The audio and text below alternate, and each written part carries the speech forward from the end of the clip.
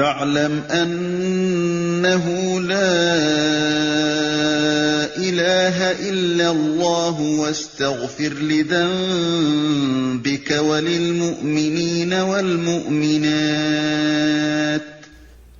Et c'est venu dans le Sahih al-Bukhari, le hadith numéro 7086. Et dans le Sahih Muslim, le hadith numéro 143. D'après Huzayfa ibn al-Yaman, il dit حدثنا رسول الله صلى الله عليه وسلم حديثين رأيت أحدهما وأنا أنتظر الآخر. حدثنا أن الأمانة نزلت في جذر قلوب الرجال ثم علموا من القرآن ثم علموا من السنة. Donc, Huzayfa nous dit, le messager d'Allah nous a mentionné deux récits. Donc, deux récits prophétiques, dont j'ai vu l'un s'accomplir. Dont j'ai vu l'un s'accomplir. Et j'attends l'accomplissement de l'autre. Le prophète nous a dit que le respect du dépôt, la vertu de l'honnêteté, est descendu dans les racines du cœur des hommes. Puis, ils l'ont appris, ou l'ont apprise, donc la vertu, du Coran, puis de la Sunna. Al-Hafiz ibn Hajar, dans le Fath, qu'est-ce qu'il dit par rapport à ce récit? Il dit, au tome 13, à la page 39, il dit وَفِيهِ, donc il y a dans ce hadith, dans ce récit, وَفِيهِ إِشَارَةٌ إِلَى أَنَّهُمْ كَانُوا يَتَعَلَّمُونَ الْقُرْآنَ قَبْلَ أَنْ يَتَعَلَّمُوا السُّنَنَ. Ibn Hajar dit وَفِيهِ إِشَارَةٌ إِلَى أَنَّهُمْ كَانُوا يَتَعَلَّمُونَ الْقُرْآنَ قَبْلَ أَنْ يَتَعَلَّمُوا السُّنَنَ. Ensuite il dit وَالْمُرَادُ بِالسُّنَنِ ما يتلقونه عن النبي صلى الله عليه وسلم واجبا كان أو مندوبا. Donc Al-Hafiz ibn Hajar nous dit, il y a dans ce récit une allusion au fait qu'ils apprenaient le Coran, donc les compagnons, avant d'apprendre les sunan. Jayd, car dans le récit, il a dit quoi? Il a dit, puis ils l'ont appris du Coran, puis de la Sunna. Donc il dit, il y a dans ce récit une allusion au fait qu'ils apprenaient le Coran avant d'apprendre les Sunan. Ensuite il dit, ce qui est visé ici par les Sunan, c'est ce qu'ils prenaient du prophète comme obligation ou chose surérogatoire. Fin de citation. Donc, la base, c'est de mémoriser et étudier d'abord le Coran avant les autres sciences. Et l'imam Ibn Khuzayma s'est concentré sur l'apprentissage du Coran au début. Donc, la base, c'est de mémoriser, étudier d'abord le Coran avant les autres sciences. Et ça, généralement, c'est plus facile lorsqu'on est encore petit. C'est pour cela que vous verrez, n'est-ce pas, que beaucoup de savants ont mémorisé le Coran depuis leur enfance. Beaucoup sont nés dans des familles musulmanes. Bien évidemment, ça ne veut pas dire que mémoriser le Coran lorsqu'on est déjà adulte, âgé, est impossible. Mais cela peut prendre plus de temps et ne pas être aussi facile que lorsqu'on est enfant, petit. Vous voyez. C'est pourquoi il est bien de commencer avec l'enfant, n'est-ce pas, de commencer par la mémorisation du Coran. Commencer par la mémorisation du Coran avec l'enfant. Maintenant, il y a un ishkal, une problématique. Si on dit qu'il convient de commencer par le Coran, la mémorisation du Coran, l'apprentissage du Coran, le tafsir, comment on fait avec les obligations?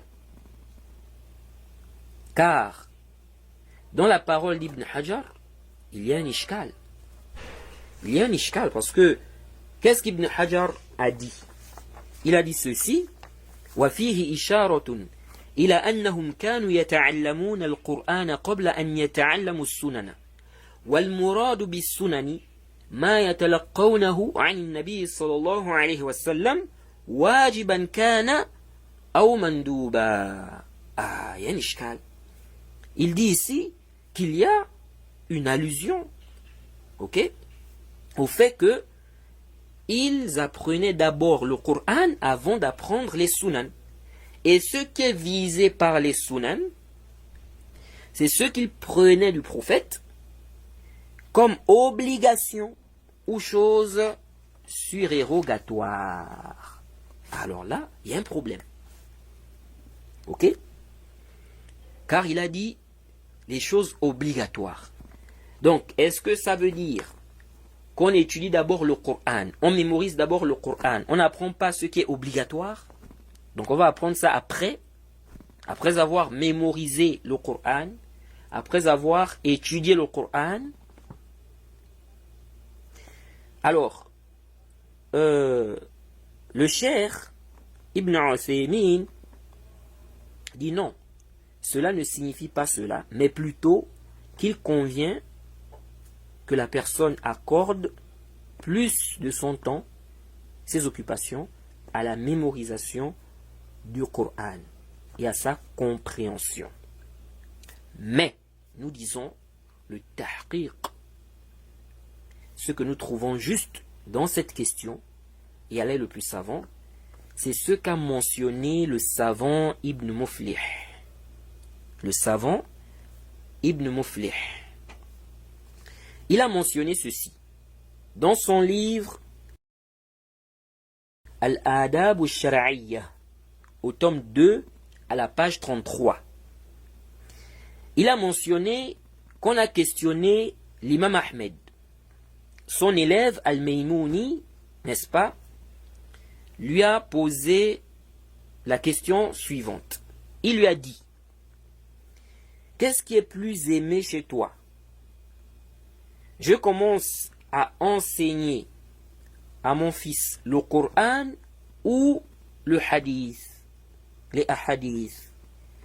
Il a dit non, le Coran.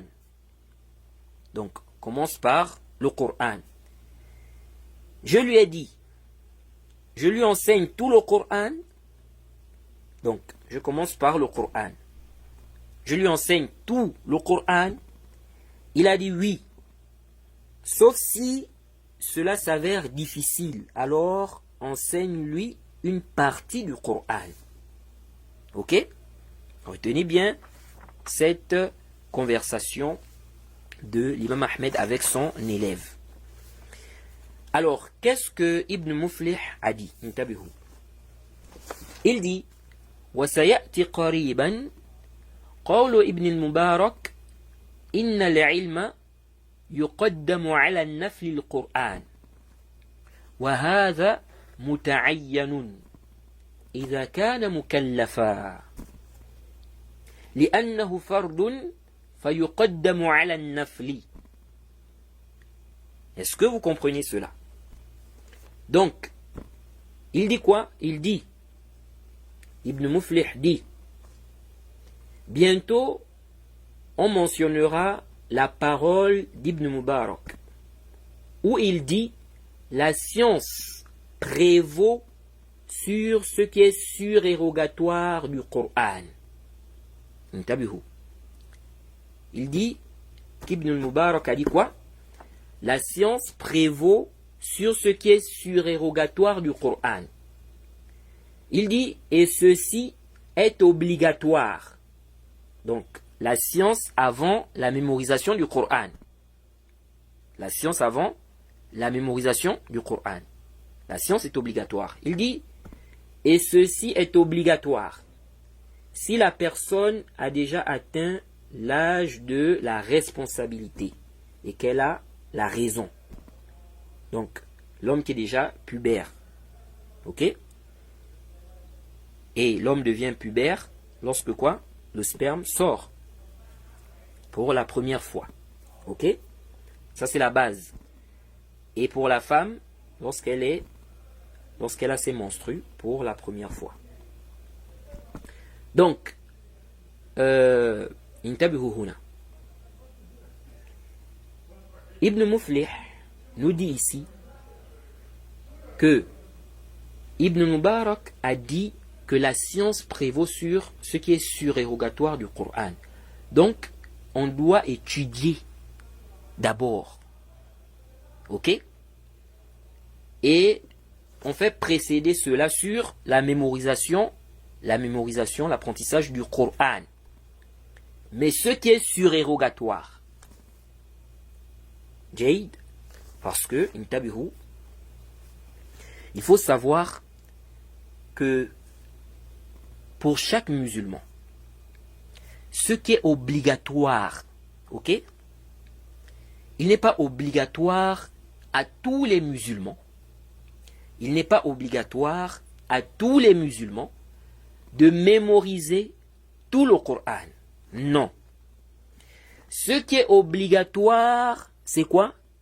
C'est la Fatiha. Ce qui est obligatoire, c'est quoi? La Fatiha. Pourquoi? Car le prophète a dit La salata liman lam yaqra bi fatihatil kitab.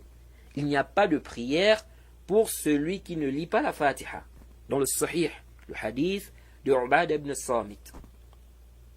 Il n'y a pas de prière pour celui qui ne lit pas la Fatiha. Jade. Et la prière est obligatoire.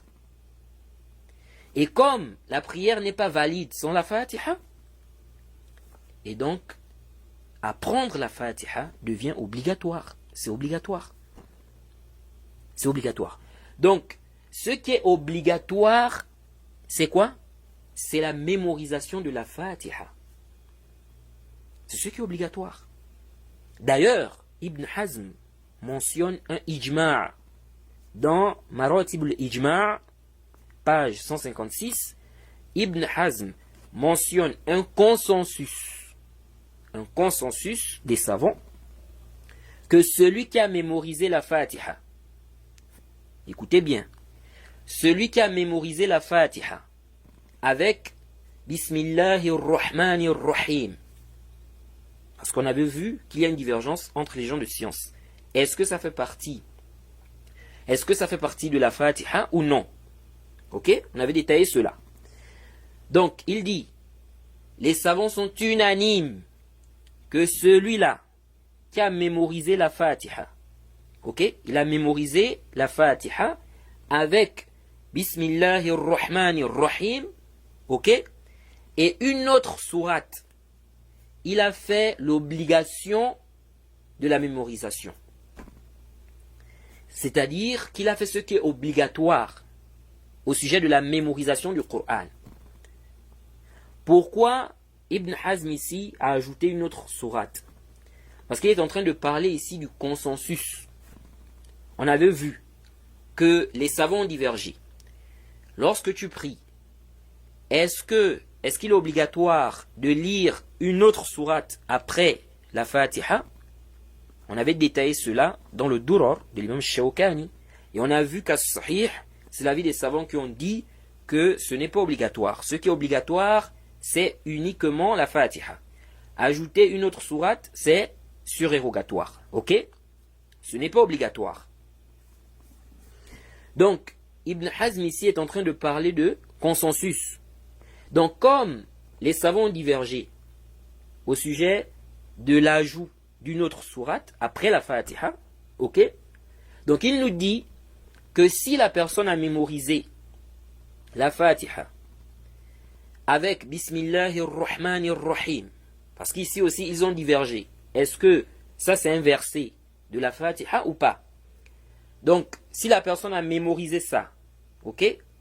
Donc, il a mémorisé la Fatiha avec, n'est-ce pas, Bismillahir-Rahmanir-Rahim, et une autre sourate du Coran, ok? ici, là, ils sont unanimes. Il n'y a pas de divergence entre eux que la personne a fait ce qui est obligatoire comme mémorisation.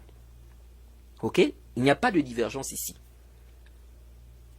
Jade, tous voient que la personne a fait ce qui est obligatoire. Vous suivez ça?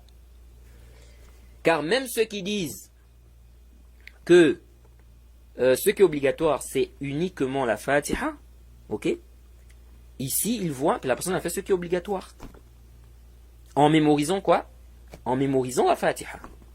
Et ceux qui voient qu'il faut une autre sourate vont voir que la personne a fait ce qui est obligatoire, car elle a ajouté une autre sourate. Ok? Donc, ici, là, Ibn Hazm nous mentionne un consensus. Ça veut dire quoi? Ça veut dire que, comme on a dit qu'à Sahih, ce qui est obligatoire, c'est la Fatiha. Par conséquent, celui qui a mémorisé la Fatiha, ok, il a fait ce qui est obligatoire. Il n'est pas obligatoire sur lui de mémoriser le reste du Coran. S'il le fait, c'est bien. C'est très bien. C'est excellent même. Ok? Mais ce n'est pas obligatoire. Ça veut dire que s'il meurt comme ça, quelqu'un a mémorisé la Fatiha. Il a mémorisé ça correctement. C'est avec ça qu'il prie. Ok? En dehors de la Fatiha, il n'a pas mémorisé une autre sourate. Il meurt comme ça. Allah ne va pas le châtier parce qu'il n'a pas mémorisé les autres sourates. Ok? Donc, il faut voir les priorités. Il faut voir quoi? Les priorités. Donc, il est important de comprendre cela. Ce qui est obligatoire, c'est la Fatiha. Ala sahih. Ok? Si on va dans la position des savants qui ont dit qu'on doit ajouter une autre sourate, on va dire la Fatiha, ok? La Fatiha et une autre sourate. Celui qui a fait ça, il a fait ce qui est obligatoire concernant le hifz du Coran. Il n'est plus obligatoire pour lui de mémoriser le Coran. S'il mémorise le Coran, c'est bien. Tout le Coran. C'est bien, c'est très bien. Ou bien s'il ajoute d'autres sourates, c'est bien, c'est très bien. Mais ce n'est pas obligatoire. Or, apprendre comment on doit prier, faire les ablutions, apprendre le tawhid, etc. Dans la science, on a plusieurs choses, ça c'est obligatoire. On a plusieurs choses qui sont obligatoires. Donc, tu dois faire précéder quoi? Parce que ici, là, lorsqu'on dit que c'est obligatoire, ici, ça veut dire quoi? Ça veut dire que si tu ne fais pas ça, tu as le péché. Et si tu meurs comme ça, tu es susceptible d'être, c'est-à-dire si tu meurs sans avoir fait cela, tu es susceptible d'être châtié. Ok? Alors, donc on revient au propos d'Ibn Muflih. Il dit, وَكَلَامُ أَحْمَدْ وَاللَّهُ أَعْلَمْ إِنَّمَا هُوَ فِي الصَّغِيرِ كما هو الظاهر السياق والذي سأل ابن المبارك كان رجلا فلا تعارض. Il dit,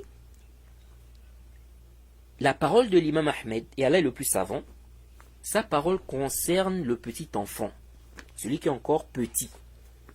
Il dit comme c'est apparent du contexte, ou bien quand on lit le contexte, c'est ce qui est apparent. Il dit, et celui qui a posé la question à Ibn Mubarak, c'était un homme, quelqu'un d'âgé. Il dit, il n'y a pas donc de contradiction. Donc Ibn Muflih nous fait comprendre qu'il n'y a pas de contradiction entre ce que l'imam Ahmed a dit, lorsqu'on lui a posé la question, il a dit qu'il faut commencer par le Coran, ok, concernant l'enfant, ok. La personne lui a posé la question au sujet de son fils, son enfant. Et Ibn Mubarak, lorsqu'il dit que la science prévaut sur ce qui est surrogatoire du Coran, ok, et ceci est obligatoire si la personne a déjà atteint l'âge de la responsabilité et qu'elle a la raison, ok, donc si elle est mukallaf, il dit il n'y a pas de contradiction entre cette parole d'Ibn Mubarak et la parole de l'imam Ahmed. L'imam Ahmed parle du petit enfant, celui qui est encore petit, l'enfant. Lui, là, on commence par le Coran. Et la parole d'Ibn Mubarak, ça concerne celui qui est déjà âgé, qui est déjà mukallaf, déjà atteint l'âge de la puberté. Lui là, il doit commencer par la science. Il étudie d'abord la science. Ok? Et non ce qui n'est pas obligatoire du Coran. Qu'est-ce qui n'est pas obligatoire du Coran? Tout le Coran en dehors de la Fatiha. Ok? Donc, il n'y a pas de contradiction. C'est ce que Ibn Muflih nous fait comprendre ici. Jaïd. Et ça, c'est un bon tafsil. C'est un bon tafsil. Il dit أما الصغير فيقدم حفظ القرآن لما ذكره أحمد من المعنى ولأنه عبادة العمر لا يفرغ منه فيجمع بينهما حسب الإمكان وهذا واضح. Donc il dit quant au petit enfant, ok, quant au petit enfant, il dit lui, il fait prévaloir, n'est-ce pas, la mémorisation du Coran. Ok? Donc, il commence par ça. Il dit à cause de ce que Ahmed a mentionné comme sens. Il dit, et parce que c'est une adoration, ok, à vie. On ne la termine pas. Donc, la science. Donc, on fait les deux en fonction des capacités et ceci est clair. Est-ce que vous suivez ça? Donc le petit enfant, il commence par la mémorisation du Coran. Car l'enfant, celui qui n'a pas encore atteint l'âge de la puberté, il n'est pas obligatoire pour lui de prier, de jeûner, de faire le hajj. Est-ce que vous suivez ça? Donc, lui là, il peut se concentrer sur la mémorisation du Coran. La prière n'est pas encore obligatoire sur lui. Ok? Le jeûne. Donc, il peut se concentrer sur ça. On peut faire un jam' aussi si c'est possible. Ok? Mais on doit privilégier la mémorisation du Coran pour les enfants. Jaïd. Maintenant, celui qui est adulte, qui est déjà mukallaf, lui là, il doit privilégier la science sur la mémorisation du Coran qui est surérogatoire. Donc en dehors de quoi? La Fatiha. Parce que la Fatiha, il doit apprendre ça. Ok? S'il a appris ça, maintenant, il doit privilégier la science, la recherche de la science, l'apprentissage, ce qui est obligatoire pour lui, ce qu'il doit obligatoirement connaître, le tawhid, etc., etc. Ok? Il doit privilégier ça sur la mémorisation du Coran. Sinon, s'il peut jumeler, s'il peut faire les deux, c'est ce qu'il doit faire, c'est l'idéal. Ok? Bien évidemment, ce n'est pas obligatoire. On a déjà dit que, en dehors de la Fatiha, mémoriser le reste du Coran n'est pas obligatoire. Donc, s'il peut faire les deux, donc il mémorise le Coran, en même temps, il apprend la science et tout, c'est bien. C'est très bien même. Ok? Mais, s'il se contente d'apprendre la science et il a mémorisé la Fatiha, il n'a pas de péché. Il n'a pas de péché. Jaïd. Ensuite, Ibn Muflih dit, parce qu'il faut le fiqh, il faut la compréhension. Il ne suffit pas de dire non, il faut commencer par ça. C'est ça le manhaj. Regardez les savants. Hein, ils ont commencé par le Coran. Mais à quel moment? Et qu'est-ce qui est obligatoire? Parce que on ne peut pas dévancer, on ne peut pas privilégier ce qui est surrogatoire, n'est-ce pas, sur ce qui est quoi? Obligatoire. Parce que ce qui est obligatoire, si tu ne fais pas ça, tu es en danger. Contrairement à ce qui est surrogatoire, si tu ne fais pas ça, tu n'es pas en danger. Jaïd. C'est-à-dire que si tu meurs, n'est-ce pas, tu n'as pas fait ce qui est surrogatoire, tu ne seras pas châtié pour ça. mais tu n'as pas fait ce qui est obligatoire, tu es dans un danger. Ok? Donc, ensuite, Ibn Muflih dit quoi? Il dit قد يحتمل أن يكون العلم أولى لمسيس الحاجة إليه لصعوبته وقلة من يعتني به بخلاف القرآن ولهذا يقصر في العلم من يجب عليه طلبه ولا يقصر في حفظ القرآن حتى يشتغل بحفظه من يجب عليه الاشتغال في العلم كما هو معلوم في العرف والعادة. Ibn Muflih dit, il se peut aussi que la science prévaut. Donc on commence par la science. Il dit, il se peut aussi que la science prévaut à cause du grand besoin. Car on a grandement besoin de la science. Il dit, à cause de sa difficulté et le peu de gens qui s'y intéressent, contrairement au Coran. Est-ce que vous suivez ça? Il dit, et c'est pour cela qu'on trouve celui dont la science est obligatoire sur lui, la négliger. Et il ne néglige pas la mémorisation du Coran au point où s'occupe de sa mémorisation celui dont il est obligatoire qu'il s'occupe de la science. Comme c'est connu habituellement. Fin de citation. Ça veut dire quoi? Ibn Muflih nous fait comprendre ici qu'on peut dire que la science prévaut. Donc on commence par la science et non par la mémorisation du Coran. Il dit à cause du grand besoin, car les gens ont besoin de la science. Il dit et à cause de sa difficulté. Ce n'est pas facile acquérir la science. Jade. C'est pourquoi il a dit à cause de sa difficulté et le peu de gens qui s'y intéressent. Contrairement au Coran, si on compare ceux qui ont mémorisé le Coran et ceux qui ont la science, vous allez voir que ceux qui ont mémorisé le Coran, ok, et qui n'ont pas la science, ils sont plus nombreux. Ils sont plus nombreux. C'est pourquoi ici, Ibn Muflih nous dit, on trouve même celui dont la science est obligatoire sur lui, la négliger. Vous voyez? Et il se concentre sur quoi? La mémorisation du Coran. Au point où s'occupe de sa mémorisation celui dont il est obligatoire qu'il s'occupe de la science. Donc lui là, il est obligatoire pour lui d'étudier le tawhid, les ablutions, comment prier, etc., etc. Il ne connaît pas comment prier, comment faire les ablutions. Il a des problèmes dans le tawhid.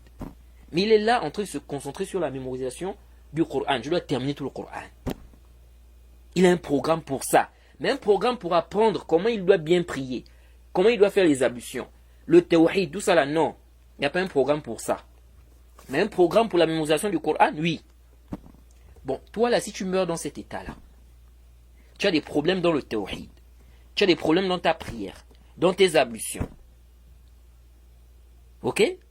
Tu as déjà mémorisé la Fatiha. Si tu meurs dans cet état-là, tu vas dire quoi à Allah? Tu laisses ce qui est obligatoire pour prendre ce qui n'est pas obligatoire.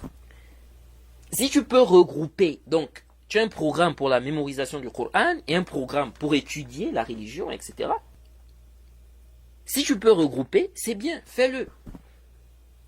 Mais de là à mettre l'apprentissage de la religion de côté, tu te concentres sur la mémorisation du Coran qui n'est pas obligatoire sur toi, du moment où tu as déjà la Fatiha. Non. Est-ce que ça c'est le fiqh? Vous voyez? Donc, il a raison. Ibn Muflih ici, Ibn Muflih a raison. On trouve, n'est-ce pas, que beaucoup de gens, il y a des gens qui mémorisent le Coran, etc. On voit très peu des gens qui ont la science. Vous voyez? Très peu de gens, ou bien il y a peu de gens qui ont vraiment la science.